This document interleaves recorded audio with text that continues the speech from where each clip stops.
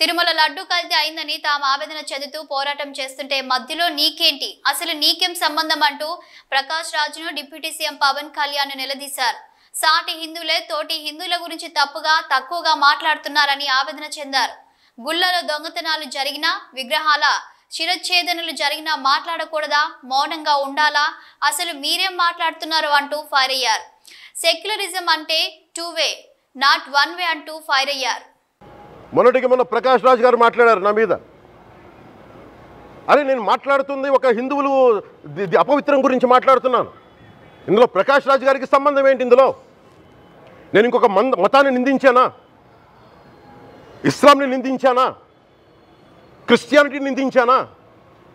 అపవిత్రం జరిగింది, ఇలా జరగకూడదు, ఫుడ్ అడల్టరేషన్ జరిగిందని మాట్లాడుతుంటే దీన్ని గోల చేయకూడదంటే అంటే తప్పు జరిగినప్పుడు మాట్లాడకూడదా? ఒక అపవిత్రం జరిగితే మాట్లాడకూడదా? దేవతా విగ్రహాలను శిరచ్ఛేదం చేస్తే మాట్లాడకూడదా?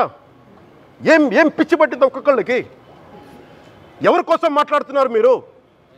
ప్రకాష్ రాజ్ కూడా చెప్తా ఉన్నాను, నాకు మీరంటే గౌరవం, I have extreme respect for you. కానీ when it comes to secularism, Prakash Raj garu, it is a 2 way not 1 way. I have extreme respect for you, you know that. మీరు secularism is always 2 way, it is not 1 way. హిందువుల మీద దాడి జరిగినప్పుడల్లా వచ్చి మాట్లాడడం తప్ప, అన్య మతాల మీద జరిగితే నేను కూర్చొని ఇంతమంది కౌలు రైతులకు ఇచ్చాను, ఎంతమంది ముస్లిం ఇస్లాం రైతాంగానికి ఇచ్చాను నేను.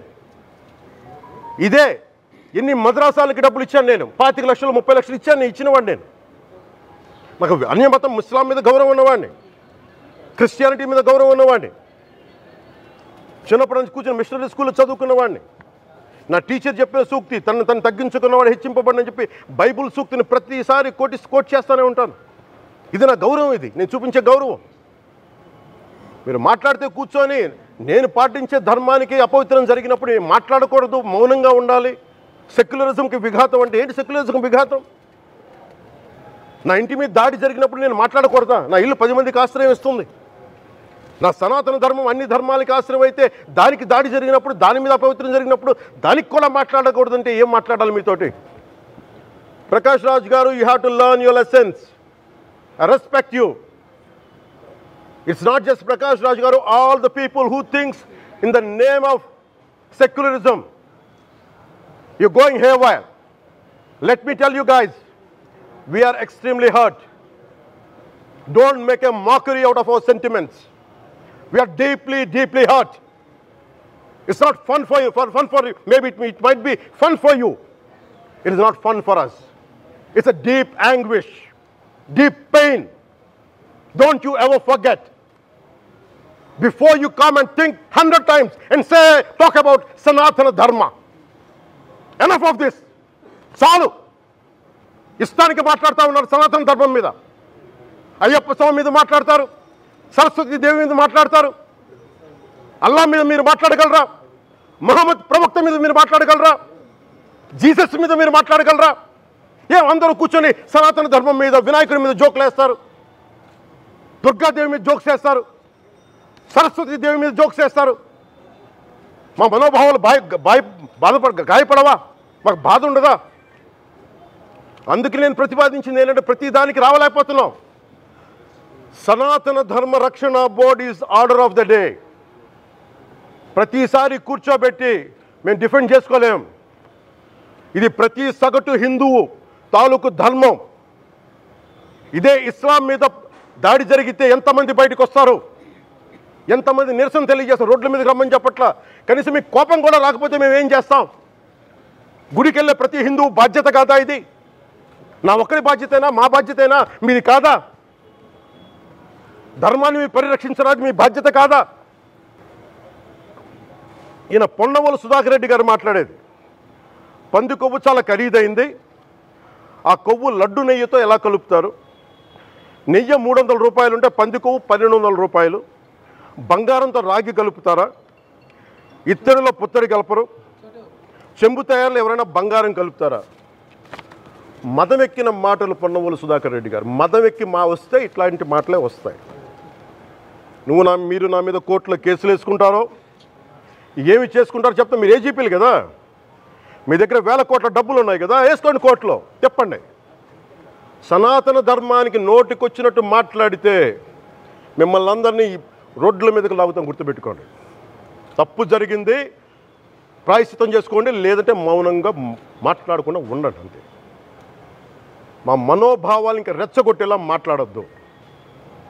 భూమన కరుణాకర్ రెడ్డి గారు మాట్లాడతాను నేను వెళ్ళి, హై డ్రామా, రాజకీయ మనసు ఉన్న వాళ్ళు అత్యంత దారుణంగా ప్రవర్తిస్తున్నారండి. లడ్డు కలుషితమైంది అంటున్నారు. కల్తీ నెయ్యితో తప్పు చేసి ఉంటే సర్వనాశనం అయిపోతాం, రక్తం కక్కుని చచ్చిపోతాం. మీ నాశనం మొదలైంది. రెండోది, అది భగవంతుడికి వదిలేస్తున్నాను. వైవి సుబ్బారెడ్డి గారు విచారణకి రావాలంటే రికార్డులు ఆయనకి ఇవ్వాలంట. మీరు ప్రభుత్వంలో రికార్డులు మాకు ఇచ్చారా? మాకు ఏం మాట్లాడుతున్నారు మీరు? మీరు కూడా విచారణకి సిద్ధంగా అండి. అసలు ఈవో ధర్మారెడ్డి గారు, ఆ మనిషి గాయబ్, ఈరోజు దాకా లేడు ఆయన.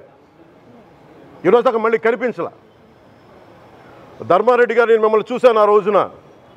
నేను దర్శనానికి వచ్చినప్పుడు మీరు అందరూ ఎలా ప్రవర్తించారో నాకు తెలుసు, నేను చూశా. తిరుమలని ఇష్టారాజ్యంగా చేశారు, అది వ్యాపార కేంద్రంగా చేశారు, ఆధ్యాత్మిక కేంద్రం నుంచి పర్యాటక కేంద్రంగా చేశారు అది. ఇదే మీరు మక్కాకి వెళ్తే ఇలాగే ప్రవర్తిస్తారా మీరు? ఒకసారి మక్కాను చూసి నేర్చుకోండి. ఇస్లాంని పాటించే ప్రతి ముస్లిం ఎంత పవిత్రంగా పాటిస్తాడో చూడండి. అక్కడ అథారిటీస్ని అడగండి. ఒక చిన్నపాటి మస్జిద్కి వెళ్తే ఎంత పవిత్రంగా చూసుకుంటారో చూడండి. ధర్మారెడ్డి గారు, మీరు హిందువులా? మీ ఇష్టానికి మీరు చేసేసుకుంటారా? మీ బిడ్డ చనిపోయాడు, చనిపోయిన కనీసం 11 రోజులు లోపలికి రాకూడదండి, ఈ లోపల వచ్చేస్తారా మీరు? మేము మర్చిపోయామనుకుంటున్నారా? ఆగమశాస్త్రం చెప్పింది మీకు ఇదేనా? అంటే గవర్నమెంట్ ఉద్యోగులు అయితే ప్రభుత్వం మీ నియమిస్తే మీ ఇష్టానికి చేసేసుకుంటారా? మాకు బాధలు ఉండవనుకుంటున్నారా?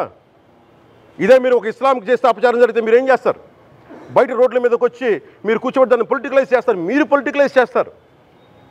నేను నిజంగా చెప్తున్నా, జగన్మోహన్ గారికి కూడా చెప్తున్నా, మీరే కనుక, నేనే కనుక సనాతన ధర్మం మీద పోరాటం చేయాలని నన్ను ఆపేవాళ్ళు ఎవరు లేరు ఈ దేశంలో, గుర్తుపెట్టుకోండి. నేను కనుక సనాతన ధర్మం కోసం నేను పోరాటం చేస్తే చచ్చిపోవడానికి సిద్ధం నేను.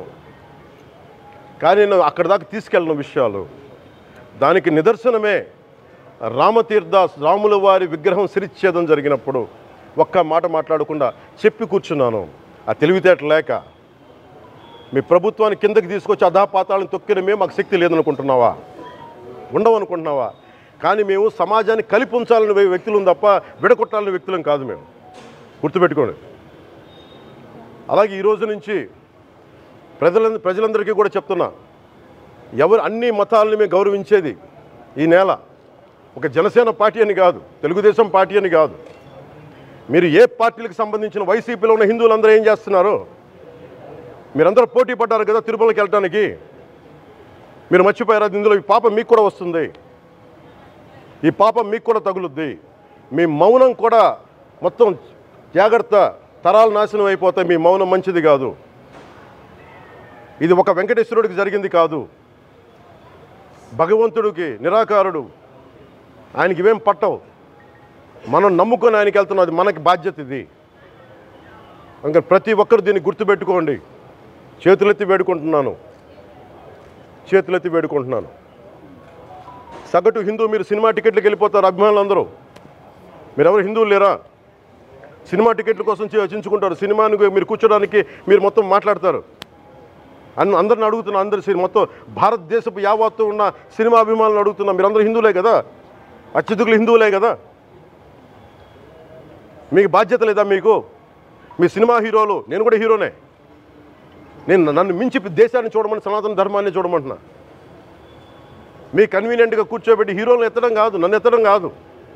ధర్మం విఘాతం కలిగినప్పుడు ధర్మానికి మీరు మాట్లాడటం మీ బాధ్యత. నా తరం మేము కష్టపడుతున్నాం, ముందుకు వచ్చాం.